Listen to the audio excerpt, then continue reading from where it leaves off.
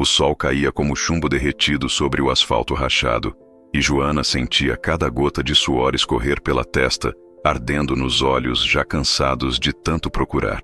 8 meses de gravidez pesavam em suas pernas inchadas, e o pequeno Joaquim, com apenas 2 anos, choramingava baixinho em seus braços, o rostinho vermelho de calor e cansaço. Não havia vento, nem uma brisa sequer para aliviar aquele dia infernal que parecia não ter fim. Ela já não sabia há quantas horas caminhava pelas ruas empoeiradas daquela cidade que a havia engolido como engole os esquecidos, os invisíveis, aqueles que a vida decidiu empurrar para as margens. A barriga enorme puxava seu corpo para frente, e cada passo era uma negociação com a dor que subia pelas costas. Joaquim pesava pouco, mas nos braços de uma mulher exausta, faminta, grávida e desesperada, até uma pluma se transforma em pedra. Ela tentava acalmá-lo com palavras suaves, mas a própria voz saía fraca, sem convicção. Como prometer que tudo ficaria bem quando ela mesma não acreditava mais nisso? Como dizer ao filho que logo comeriam, que logo teriam um lugar para dormir, quando a realidade gritava o contrário a cada esquina? Fazia 3 dias desde que haviam sido despejados. 3 dias dormindo em bancos de praça, em marquises, em qualquer canto que oferecesse um mínimo de proteção. 3 dias comendo restos, pedindo esmolas que raramente vinham, sentindo o olhar de desprezo das pessoas que passavam apressadas, como se pobreza fosse contagiosa. O pai de Joaquim tinha ido embora quando descobriu sobre a segunda gravidez. Simplesmente sumiu, levando consigo qualquer esperança de estabilidade que Joana ainda alimentava. Ela tinha tentado trabalhar, tinha tentado se manter de pé, mas a barriga cresceu, os patrões desapareceram e o aluguel atrasado virou despejo. Agora ali estava ela, caminhando sem destino por ruas que não conhecia, entrando em bairros cada vez mais afastados, cada vez mais esquecidos.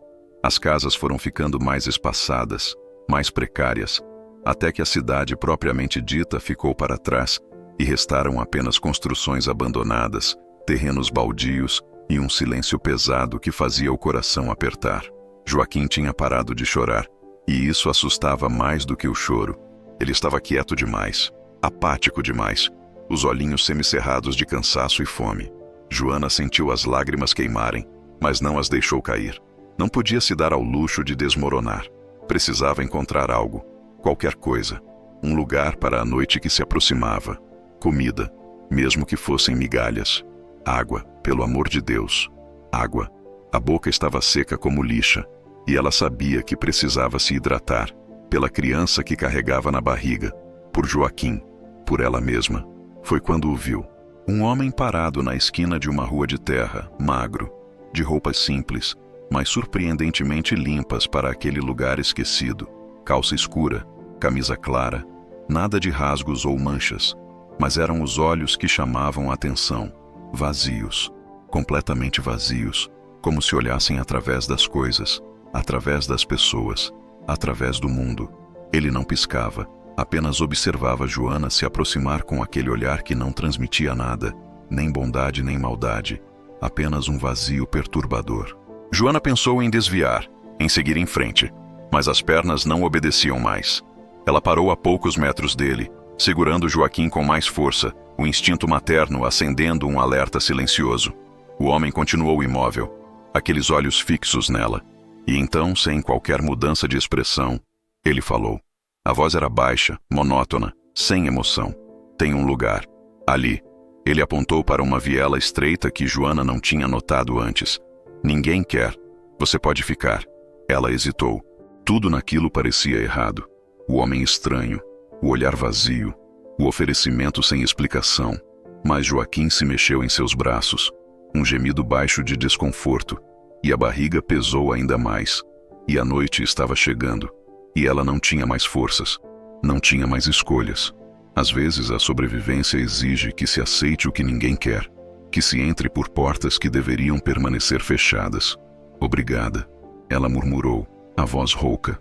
O homem não respondeu. Não acenou. Não fez nada. Apenas continuou parado. Aqueles olhos vazios, acompanhando Joana enquanto ela seguia pela viela que ele havia indicado.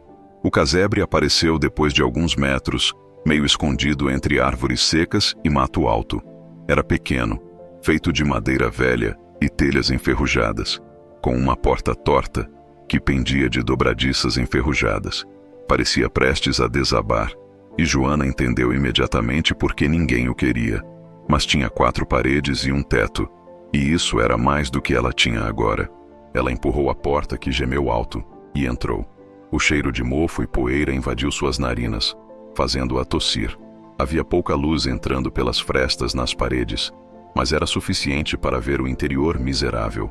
Um cômodo único, chão de terra batida, algumas tábuas empilhadas em um canto, teias de aranha por toda parte.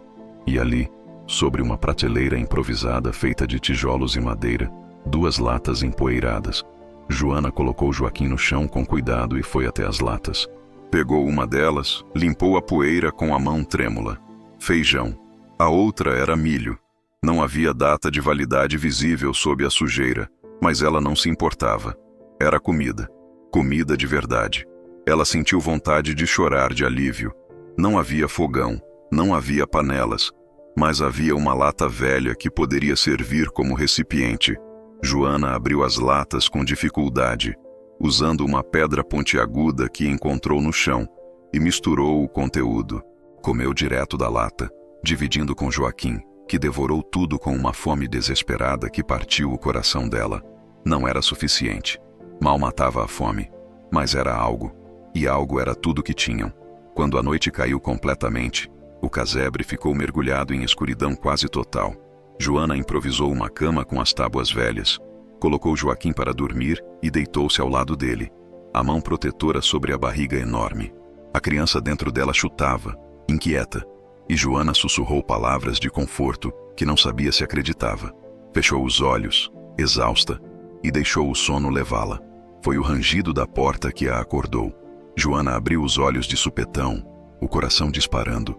A escuridão estava completa, mas ela ouviu passos lentos, arrastados, entrando no casebre. Pânico puro inundou suas veias. Ela se levantou com dificuldade, colocando-se entre Joaquim e quem quer que estivesse ali. Quem está aí? Sua voz saiu trêmula, mas firme. Comida. A voz monótona, sem emoção. Era o homem de olhar vazio. Tem comida? Joana sentiu o medo apertar sua garganta. Ele estava ali no meio da noite pedindo comida. A comida que ela mal tinha, a comida que precisava para alimentar seu filho, para manter a criança em sua barriga viva. Ela pensou em mentir, em dizer que não havia nada, mas então lembrou das latas vazias no canto. Ele saberia. Ele tinha oferecido o lugar. Ele sabia o que havia ali. Eu já comi. Só restou um pouco.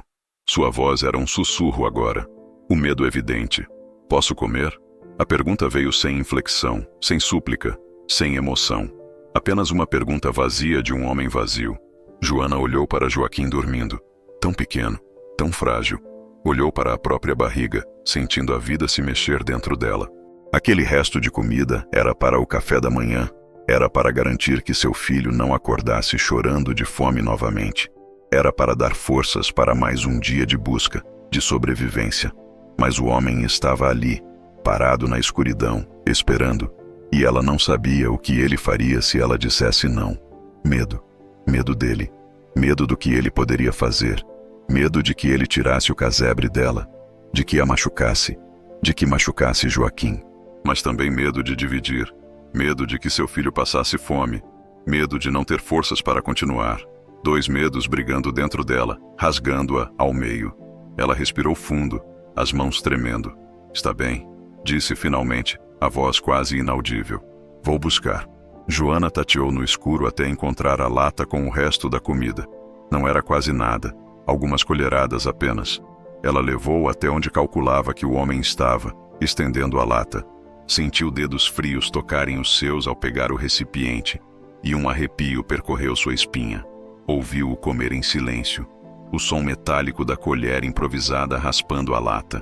Depois, o som de passos se afastando, a porta rangendo novamente, e então silêncio. Ele tinha ido embora. Joana desabou no chão, tremendo, as lágrimas finalmente caindo. Ela tinha dado a comida. Tinha dividido o pouco que tinha com um estranho, de olhar vazio no meio da noite. Não sabia se tinha feito a coisa certa, ou a mais estúpida de sua vida. Joaquim continuou dormindo, alheio a tudo, e Joana se encolheu ao lado dele, abraçando o filho com força, sentindo a barriga apertar em contrações leves que a assustaram. Não, ainda não. Ainda não era a hora. Ela precisava de mais tempo, precisava de um lugar melhor, precisava de ajuda. Mas a vida não se importava com o que ela precisava. Nunca se importou. O amanhecer chegou devagar, a luz fraca entrando pelas frestas e revelando a miséria do casebre à luz do dia. Joana não tinha dormido mais, apenas ficara ali, alerta, esperando. Joaquim acordou chorando de fome, e ela não tinha nada para dar a ele. Nada. A culpa a esmagou. Ela tinha dado a comida para o estranho, e agora seu filho chorava, e ela não podia fazer nada. Mamãe vai encontrar comida, meu amor. Mamãe promete. Mentiras. Mais mentiras para acalmar um bebê que não entendia por que a barriga doía tanto. Joana saiu do casebre com Joaquim nos braços, determinada a procurar algo, qualquer coisa. Mas quando olhou para a porta, seu coração quase parou. Ali, encostada na parede de madeira velha, estava uma garrafa de água. Uma garrafa plástica simples, cheia, com a tampa fechada. Ela olhou ao redor, procurando por alguém, mas não havia ninguém. Apenas a garrafa, como se tivesse aparecido por mágica. Com mãos trêmulas, Joana pegou a garrafa. Era real. Água limpa, transparente, preciosa. Ela abriu e bebeu com avidez. Depois deu para Joaquim, que bebeu como se nunca tivesse provado algo tão bom.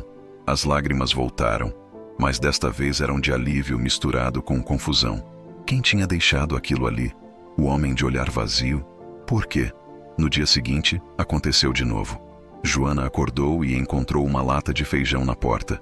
Velha, empoeirada, mas fechada e segura. No terceiro dia, outra garrafa de água. No quarto, uma lata de sardinha. Sempre de manhã cedo, sempre quando ela ainda dormia, sempre sem nenhum sinal de quem deixava. Joana começou a entender. Era o homem. Tinha que ser. Ele estava retribuindo, à sua maneira estranha e silenciosa, o gesto dela de dividir a comida naquela primeira noite. Mas por que não aparecia? Por que não falava com ela? Por que apenas deixava as coisas e ia embora? Os dias se arrastaram em uma rotina de sobrevivência precária. A cada manhã, Joana acordava com o coração apertado, sem saber se encontraria algo na porta ou se aquele seria o dia em que a ajuda misteriosa cessaria. Às vezes era água, às vezes uma lata de comida, uma vez foi um pedaço de pão embrulhado em papel. Nunca era muito, apenas o suficiente para mantê-los vivos mais um dia, mais uma noite. Joaquim estava mais magro, os olhinhos fundos, a pele pálida. Joana sentia a própria força se esvaindo, a barriga pesando cada vez mais, as contrações falsas se tornando mais frequentes e dolorosas. Ela sabia que o bebê estava prestes a nascer, e o terror a consumia. Como daria à luz sozinha, naquele casebre imundo, sem ajuda, sem recursos, sem nada? No 10º dia, Joana acordou com uma dor diferente. Não eram as contrações falsas que tinha sentido antes. Era real, profunda, rasgante, inconfundível. O bebê estava vindo. Pânico absoluto a invadiu. Ela se arrastou até a porta, desesperada, procurando pela oferenda matinal, mas não havia nada. Nada. Pela primeira vez em 10 dias, a porta estava vazia. Não! Ela sussurrou, a voz quebrada. Por favor, não agora. Não me abandone agora. Outra contração a dobrou ao meio, e ela gritou de dor. Joaquim começou a chorar, assustado, e Joana tentou acalmá-lo entre as ondas de agonia que percorriam seu corpo. Ela estava sozinha, completamente sozinha. Ia dar à luz ali, naquele chão de terra batida, sem ajuda, e provavelmente morreria no processo. E Joaquim ficaria sozinho, e o bebê também, e tudo teria sido em vão. As horas passaram em um borrão de dor e desespero. Joana se arrastou de volta para dentro do casebre, deitou-se nas tábuas velhas e apenas esperou. Esperou pela dor passar, esperou pelo bebê nascer, esperou pela morte que parecia inevitável. Joaquim estava encolhido em um canto, chorando baixinho, e ela não tinha forças nem para consolá-lo. Foi quando ouviu passos firmes, se aproximando. A porta se abriu, e a luz do sol da tarde entrou, cegando Joana por um momento. Quando sua visão se ajustou, ela viu a silhueta de um homem parado na entrada. O homem de olhar vazio. Mas desta vez, ele não estava de mãos vazias. Ele segurava uma mala de couro marrom, velha mas bem cuidada. Ele entrou devagar, aqueles olhos vazios fixos em Joana, e pela primeira vez, ela viu algo neles. Não era bem emoção, mas uma espécie de reconhecimento, de respeito profundo. Ele se aproximou, colocou a mala no chão ao lado dela, e então fez algo inesperado. Ele se ajoelhou. Você dividiu, ele disse, a voz ainda monótona, mas com algo diferente, algo que Joana não conseguia identificar. Quando não tinha nada, você dividiu. Isso é raro, precioso. Joana tentou falar, mas outra contração a atingiu, e ela apenas gemeu de dor. O homem olhou para ela, para a barriga, e acenou levemente com a cabeça. O bebê está vindo, ele disse, não como pergunta, mas como constatação. Você vai ficar bem. Você é forte. Mais forte do que imagina. Ele se levantou, e Joana estendeu a mão desesperada. Espere. Por favor, não vá. Eu preciso de ajuda. Mas ele já estava na porta. Ele olhou para trás uma última vez, e Joana jurou ver o fantasma de um sorriso em seus lábios. Você já tem tudo o que precisa, ele disse. Obrigado por me lembrar que ainda existe bondade no mundo. E então ele saiu, deixando a porta aberta, deixando a luz entrar, deixando Joana sozinha com Joaquim, com a dor e com a mala misteriosa no chão. As contrações se intensificaram e Joana não teve tempo de pensar na mala, no homem, em nada além da dor avassaladora e do instinto primitivo de trazer seu bebê ao mundo. Ela se agarrou às tábuas, empurrou quando seu corpo mandou, gritou quando não aguentou mais. E finalmente, depois do que pareceram horas intermináveis, ouviu o choro mais lindo que já tinha ouvido na vida. Com mãos trêmulas e ensanguentadas, Joana pegou o bebê, uma menina pequena e perfeita, e a trouxe para o peito. Ela estava viva. As duas estavam vivas. Contra todas as probabilidades, contra toda a lógica, elas tinham sobrevivido. Joaquim se aproximou, curioso e ainda assustado, e Joana o puxou para perto com o braço livre, abraçando seus dois filhos, chorando de exaustão, alívio e uma gratidão tão profunda que doía. Elas ficaram assim por um longo tempo, apenas respirando, apenas existindo, apenas agradecendo por estarem vivas. Foi só quando a adrenalina começou a passar que Joana se lembrou da mala.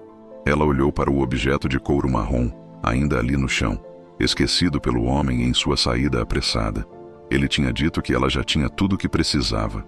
O que isso significava? O que havia na mala? Joana hesitou. Não era dela. Não tinha direito de abrir. Deveria procurar o homem, devolver a mala, agradecer adequadamente por tudo que ele tinha feito. Mas como encontrá-lo? Ela nem sabia seu nome, onde morava, nada. E a curiosidade a corroía.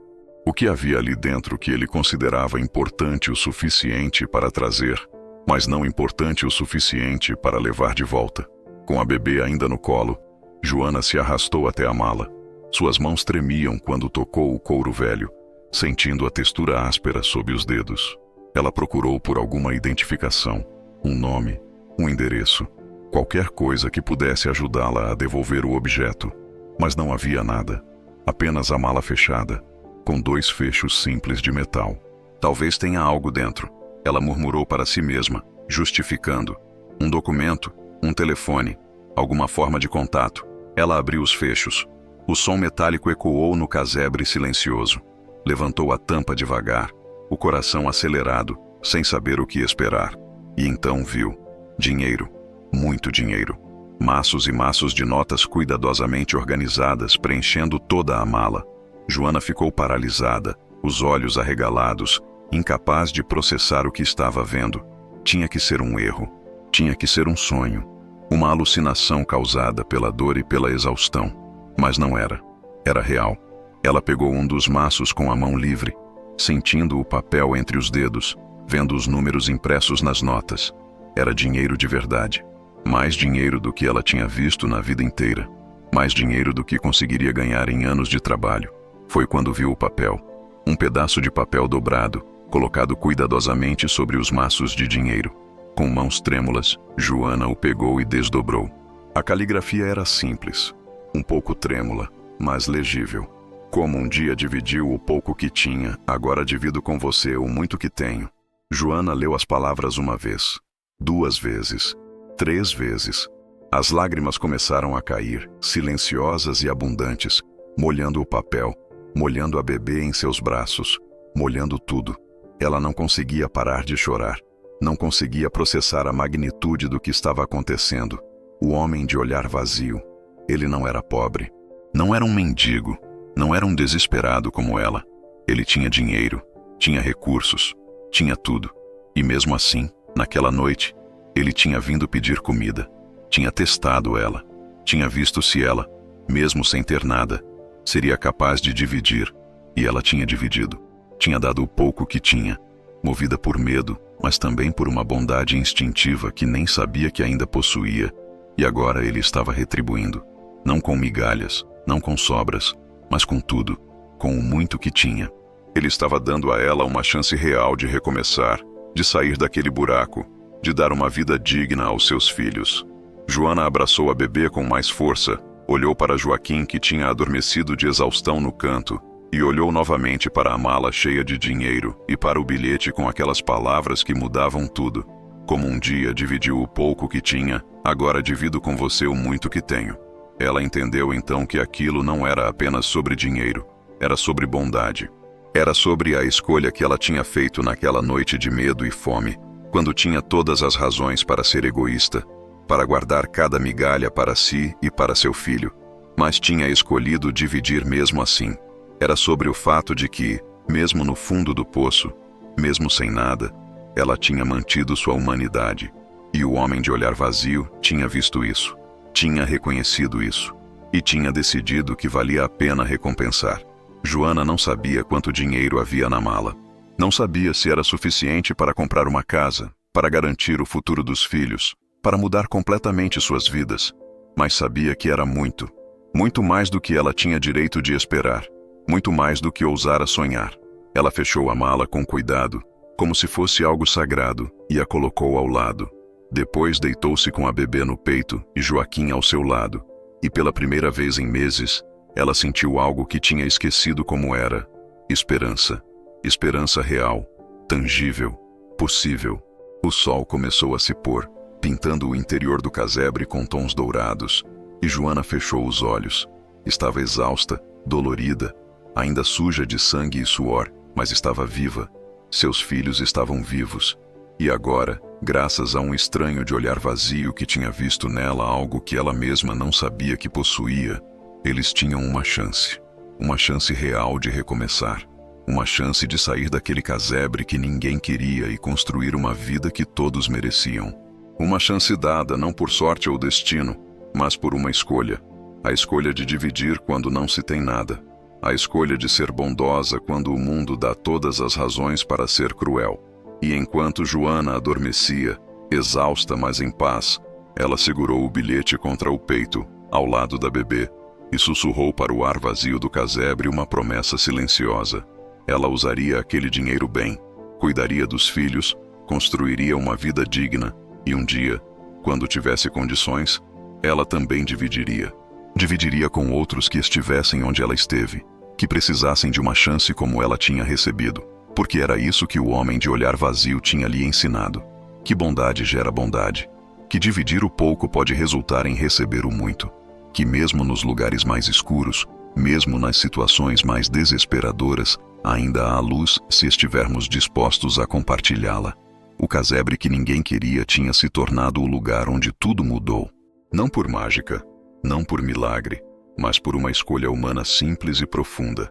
A escolha de dividir, a escolha de ser bondosa, a escolha de manter a humanidade, mesmo quando tudo conspirava para arrancá-la. E naquela noite, enquanto 3 vidas descansavam no casebre esquecido, o mundo lá fora continuou girando, indiferente e cruel como sempre.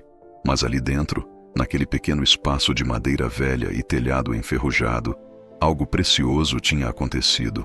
Uma mulher grávida e abandonada tinha aceitado o casebre que ninguém queria e tinha encontrado algo que mudou tudo. Não foi ouro, não foi fama, não foi um final de conto de fadas. Foi algo mais simples e mais poderoso. Foi a prova de que bondade importa, que escolhas importam, que dividir o pouco que se tem pode abrir portas que pareciam eternamente fechadas. E enquanto a noite caía completamente sobre o casebre, uma última brisa finalmente soprou, trazendo um frescor que não havia durante todo aquele dia quente e sufocante, como se o próprio universo estivesse suspirando de alívio, reconhecendo que algo bom, algo justo, algo certo, tinha finalmente acontecido. Joana dormiu profundamente naquela noite, pela primeira vez em meses sem medo do amanhã, porque agora o amanhã não era mais uma ameaça, era uma promessa. Uma promessa de recomeço, de dignidade, de vida. E tudo porque, em uma noite de medo e fome, ela tinha feito a escolha certa, tinha dividido o pouco que tinha, e o universo, através de um homem estranho de olhar vazio, tinha dividido com ela o muito que tinha. Às vezes a salvação vem dos lugares mais improváveis. Às vezes os anjos têm olhares vazios e roupas simples. Às vezes, o milagre não é o que recebemos, mas o que damos. E Joana tinha dado, tinha dividido. Tinha sido bondosa quando não tinha razão para ser. E isso no final tinha mudado tudo.